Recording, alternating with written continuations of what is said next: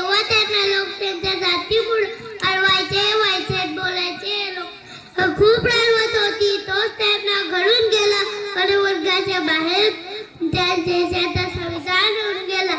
हे संविधान ज्या दिवशी आपला पाठ स्वीकारला तो दिवस तो आपला जगसत्ताक दिन म्हणून साजरा करतो. मेरे बीच में कलम उठाई जाए, देश का संविधान बन गया. इस संविधान का झटका तक वो सोचते चाहे वाला भी पंतप्रधान बन गया. जय हिंद जय भारत. उडता फडकत लाव तिरंगा आपला कधी फिकायला पडलो रंग त्यातला. सर्वांनी मिळून लाखूया त्याचा महाल. सदैव राहो त्या तिरंग्याची शहार. जय हिंद जय भारत. क्या बात.